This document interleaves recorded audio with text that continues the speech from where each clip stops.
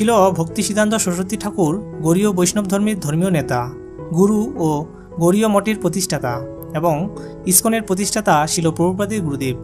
ছিল ভক্তি সিদ্ধান্ত সরস্বতী ঠাকুরের কাছ থেকে অনুপ্রেরণা এবং আশীর্বাদ পেয়ে অভয়চরণাবৃন্দ ভক্তিবেদান্ত স্বামী প্রভুপাদ পুরো বিশ্বে ইসকনের শাখায় লাখ লাখ মানুষের দ্বারা হিন্দু ধর্ম গ্রহণ ও ভগবান কৃষ্ণের একনিষ্ঠ ভক্ত তৈরি সম্ভব হয়েছিল। তার আসল নাম বিমলা প্রসাদ দত্ত। ছিল ভক্তি সিদ্ধান্ত সরস্বতী ঠাকুর বিংশ শতাব্দীর শুরুতে শ্রী চৈতন্য মহাপ্রভুর বাণী জোরালোভাবে প্রচার করেছিলেন। তিনি জাতিভেদ এবং ব্যক্তিসত্তার বদ্ধমূল প্রভাবের বিরুদ্ধে দৃঢ় প্রচার চালিয়েছিলেন। বিজ্ঞান হিসাবে কৃষ্ণ ভাবনার উচ্চমূল্য হেতু পণ্ডিত, শিক্ষক এবং অন্যান্য নেতৃস্থানীয় ব্যক্তিদের সাথে বৈঠক করেছিলেন এবং 108টি রচনা গ্রন্থ লিখে তিনি সংগ্রাম চালিয়েছিলেন। তিনি ভারতের অভ্যন্তরে ও বাইরে 64টি মন্দির প্রতিষ্ঠা করেছিলেন, যা গৌড়ীয় মঠ নামে পরিচিত। পুরীতে তিনি গৌড়ীয় সম্প্রদায়ের আচার্য নিজের বাবার কাছ থেকে কৃষ্ণ ভক্তি পেয়েছিলেন। ভগবদ্গীতা ও চৈতন্য মহাপ্রভুর পবিত্র জীবন চরিত্র তাকে কৃষ্ণ ভক্তি ছড়িয়ে দিতে উৎসাহ দিয়েছিল। 1885 সনে তার লিখিত গ্রন্থসমূহ প্রকাশনের জন্য একটি ছাপাখানা প্রতিষ্ঠা করেন। 11 বছর বয়সে ভক্তি সিদ্ধান্ত সরস্বতী ঠাকুর তার রচনাসমূহ সম্পাদনা করতেন। সে 11 বছর বয়সে তিনি সম্পাদনা, ভুল সংশোধন এবং সে অপরাকৃত গ্রন্থসমূহ ছাপানোর কাজে তার পিতা ভক্তিবিনোদ ঠাকুরকে সাহায্য করতে শুরু করেন। 1981 সনে 17 বছর বয়সে তিনি দ্য আগস্ট অ্যাসেম্বলি নামক একটি সংগঠন প্রতিষ্ঠা করেন। আগস্ট অ্যাসেম্বলির উদ্দেশ্য ছিল তরুণ কিশোরদের একত্রিত করা, যাতে তারা আজীবন ব্রহ্মচর্য অবলম্বন করতে পারে। তিনি যুবক অবস্থাতে ইংরেজি ও বাংলাতে কার্যকরী বক্তা ছিলেন। তরুণ প্রজন্ম বিশেষ করে তার বক্তৃতা শুনে মন্ত্রমুগ্ধ হয়ে যেত। তিনি দক্ষিণেশ্বর মন্দির যেতেন ও প্রায় রামকৃষ্ণ পরমহংস ও স্বামী বিবেকানন্দ এর ধর্মতত্ত্ব নিয়ে কথা বলতেন। তিনি সেই ব্রহ্মচারীদের সমাবেশ তথা আগস্ট অ্যাসেম্বলি শুরু করেছিলেন, কিন্তু কেবলমাত্র একজনই সমগ্র জীবন ব্রহ্মচর্য পালনের প্রতিজ্ঞা পালনে সক্ষম হয়েছিল। তিনি হলেন ভক্তি সিদ্ধান্ত সরস্বতী ঠাকুর। 17 বছর বয়সে আগস্ট অ্যাসেম্বলির প্রতিষ্ঠার মাধ্যমে তিনি ব্রহ্মচর্য ব্রত পালনের যে সংকল্প করেছিলেন তা তিনি সমগ্র জীবনব্যাপী পালন করেছিলেন। তার পরের বছরেই ভক্তিবিনোদ ঠাকুর সেবানন্দ সুখদা কুঞ্জ প্রতিষ্ঠা করেন, যা ছিল তার বাসস্থান এবং ভজন কুটির। এটি ছিল অত্যন্ত সুন্দর আবাসগৃহ। 1998 সনে ভক্তি সিদ্ধান্ত সরস্বতী ঠাকুর ছিল গৌর কিশোর দাস বাবাজি মহারাজের সাক্ষাৎ লাভ করেন। তিনি তার অসাধারণ ব্যক্তিত্বে আকৃষ্ট হন। 1900 সনে বহু প্রচেষ্টা এবং অনেক বাধা পরীক্ষা অতিক্রম করে তিনি ছিল গৌর কিশোর দাস বাবাজির মহারাজের নিকট দীক্ষাপ্রাপ্ত হন। গৌর কিশোর দাস বাবাজি কোনো শিষ্য গ্রহণ করতে চাননি, কিন্তু ছিল ভক্তি সিদ্ধান্ত সরস্বতী ঠাকুর তাকে দীক্ষা প্রদান করতে বাধ্য করেছিলেন। 1905 সনে তিনি 100 কোটি হরিনাম জপের আরেকটি মহাসংকল্প গ্রহণ করেন, 100 কোটি নাম যজ্ঞ। যে যজ্ঞ সম্পাদনকল্পে তাকে 3 লক্ষ নাম জপ করতে হয়েছিল, অর্থাৎ তাকে 10 বছর পর্যন্ত প্রতিদিন অন্তত 192 মালা জপ করতে হয়েছিল। সেই সময় মায়াপুরে কিছুই ছিল না।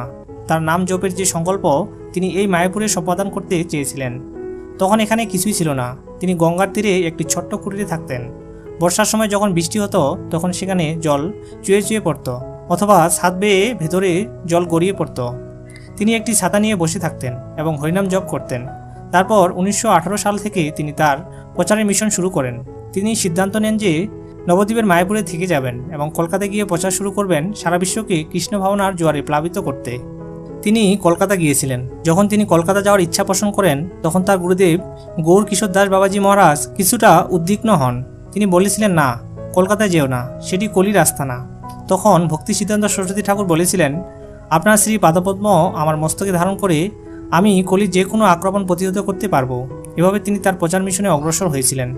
ইতিমধ্যে গৌরকিশোর দাস বাবাজি মহারাজ এবং ভক্তিবিনোদ ঠাকুর উভয়ই অপ্রকট হন। ভক্তিবিনোদ ঠাকুর অপ্রকট হন 1914 সালে এবং গৌরকিশোর দাস বাবাজি মহারাজ অপ্রকট হন 1915 সালে।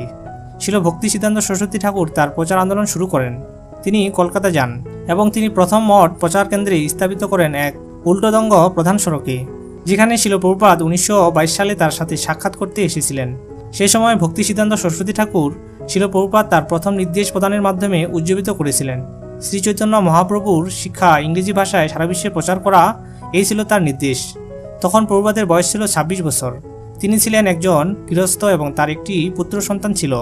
প্রথম সাক্ষাতে দেওয়া তার প্রথম নির্দেশই ছিল প্রভুপাদের সমগ্র জীবনের আমূল পরিবর্তন ঘটে যায়। শিল প্রভুপাদ তার চাকরি এবং অন্যান্য কর্তব্য পরিত্যাগ করে সারা বিশ্বে কৃষ্ণ ভাবনামৃত প্রচারে ব্রতী হন।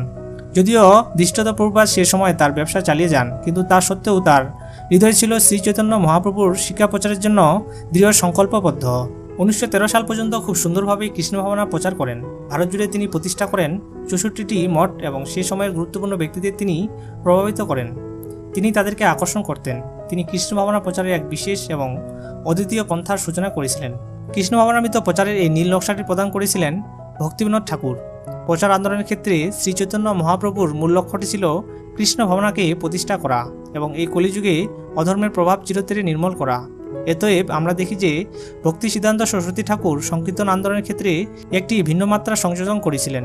সাধারণভাবে সংকীর্তনের অর্থ হল সম্মিলিত কীর্তন, কিন্তু এখানে তার সংকীর্তন আন্দোলন মানে ছিল গ্রন্থ ছাপানো এবং বিতরণ।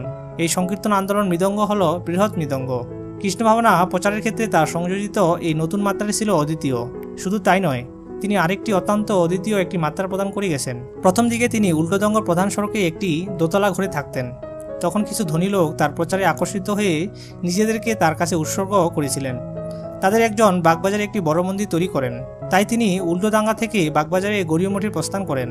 শিল ভক্তি সিদ্ধান্ত সরস্বতী ঠাকুর মহাপ্রভুর সংকীর্তন আন্দোলনের প্রকৃত উদ্দেশ্যটি প্রতিষ্ঠা করে গেছেন এবং অত্যন্ত যথাযথভাবে শিল প্রভুপাদ সেটিকে বহন করেছিলেন এবং সারা বিশ্বে তা প্রতিষ্ঠা করেন। শিল ভক্তি সিদ্ধান্ত সরস্বতী ঠাকুর 1936 সালের 1 জানুয়ারি ভোরে 5:30 তিনি পরলোক গমন করেন। হরে কৃষ্ণ।